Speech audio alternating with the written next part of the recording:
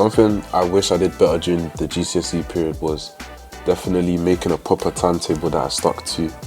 Something that was realistic for me and something that would have helped me get better grades. I was happy with the grades that I got, but I definitely could have done better. There was always room for improvement, so Definitely. yeah, if I just made a proper schedule, then that would have been beneficial. What about you? I feel, for me, I wish I didn't procrastinate. Yeah. Because obviously, I was like, after my November marks, I was like, I'm gonna lock in. That's what everyone says. I'm gonna do this, I'm gonna revise every day, but that didn't happen. And I feel I'm regretting it now. I got good grades, but I could have gotten way better grades. And I feel that's something that even now I even need to learn because I'm very lazy. I know how to give a lot of good advice, but I can't even take my advice by myself. So that not procrastinating is something I really struggle with, and that's something I could have not done, at the which time. will make me get better grades. Something I found difficult during secondary school, and more particularly during the GCSE season, was maths. The subject, maths, it's never been my strong point, and I always struggled with maths, so I had to make sure I was putting a lot of my attention towards that.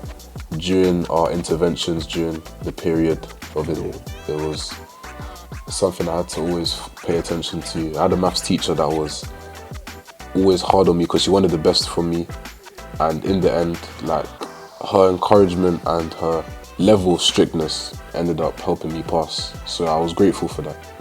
But yeah, what did you struggle with? Mine was English. I'm doing English A-level now, but in secondary school I didn't really like English, because obviously I had a cover teacher in year 10.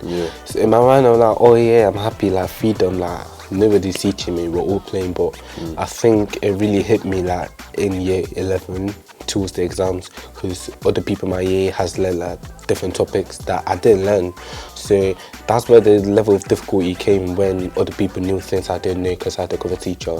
And also computer science, I feel that subject was just something that it changed on me quickly, because in the start of year 10 I really liked computer science, but my teacher changed and it was my principal that was my computer science teacher. So he was really strict, like very strict. Did you even know anything about computer science? He did though, like apparently he has a degree in computer science. Oh, you're lucky then. But it doesn't really matter, because you can have a degree but you don't know how to teach. I'm not trying to talk bad on him, but he was really strict. It was more of like, oh yeah, do this, do that, pros and cons of my class, that, but actually getting or passing down the information to the students.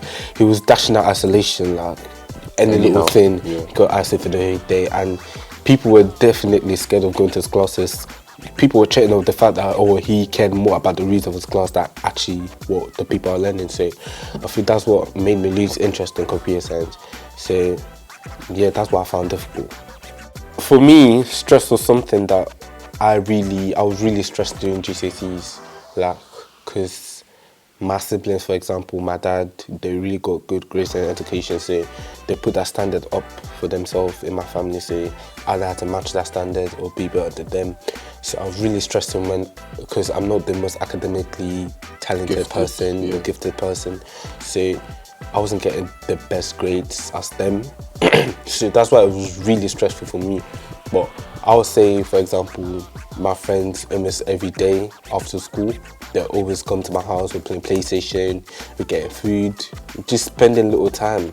And I feel having this conversation that has nothing to do with education really helps you, because you're not stressing, because you have like 6-7 hours of education, learning, intense learning in school. Coming out and doing the same, you're going to be stressed, because there's really no time for yourself. So I feel playing like these little games, Roblox, watching TikToks, obviously not doing too much and not prioritizing that, but those little times you're spending with your friends, going to the park, it's really helped de-stress you for your exams. What about you? A way to ease off the pressure was, after school and after interventions, we always went to the park. There was always like something to do.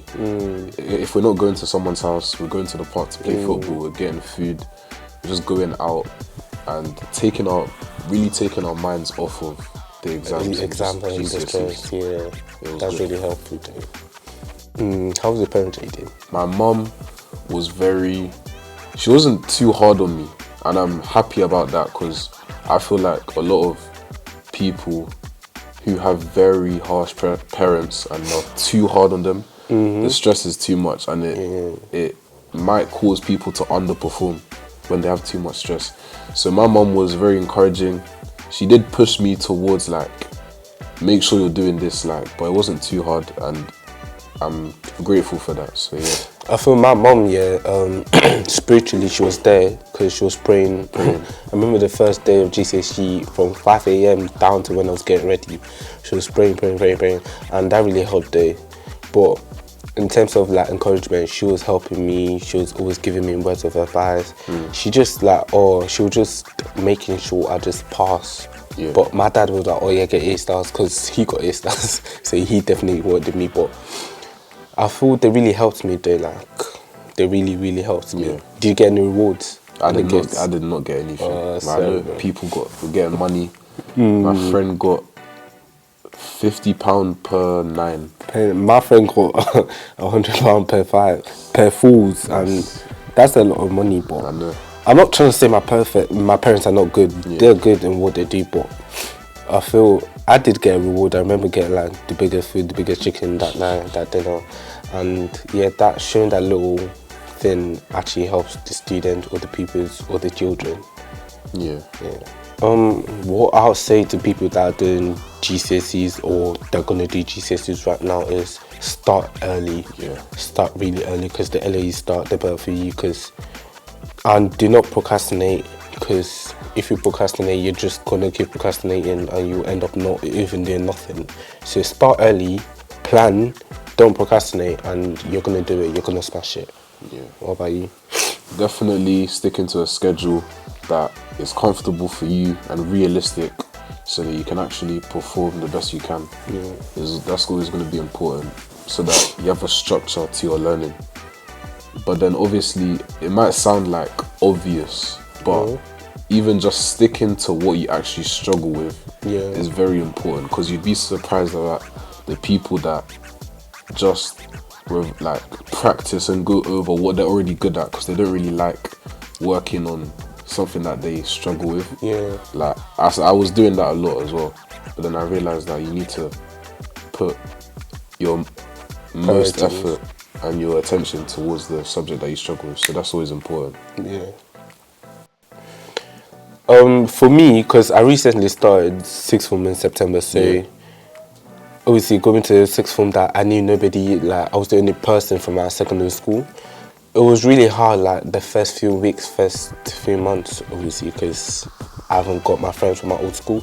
But I feel like making new friends is something that I would recommend for everybody, because even in work segment, even work life, later in life, you would definitely get to a point that, you're going to be in a place you know nobody, and that skill of just communicating and making new friends is something that I feel everyone should learn. And it was hard at first, but now I've definitely made friends for life. That's good. And that transition was not the smoothest, because in secondary I was always getting away with like not doing homeworks, not going in depth in my answers, not doing my course works on time. Yeah. And it's not gonna happen in A level, I promise you. Like for anybody doing A level, you need to be on time.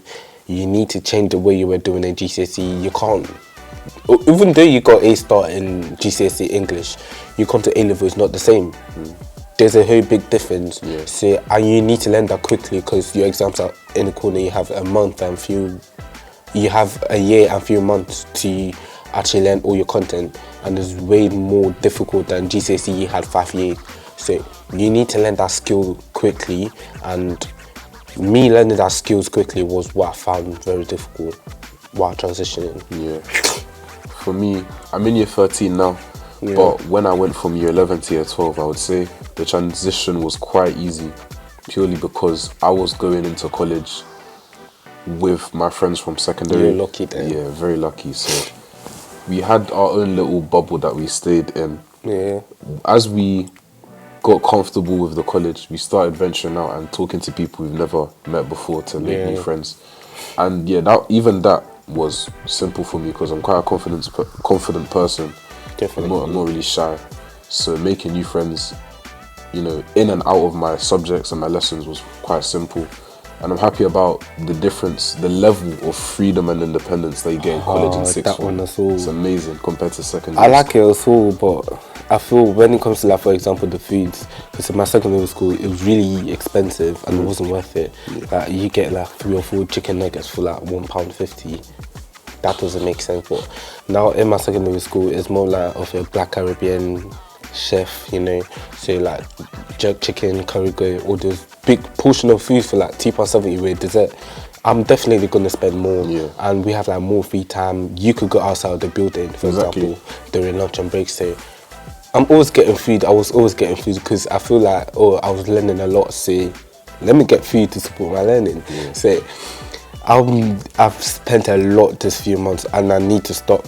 It's not for healthy, first of all. It's easier said than done. And I'm spending money as well. So yeah, in comparison to my secondary school, I wasn't getting that much allowances because it was just my mum topping up and no transport because it's 15 minutes walk away from my house.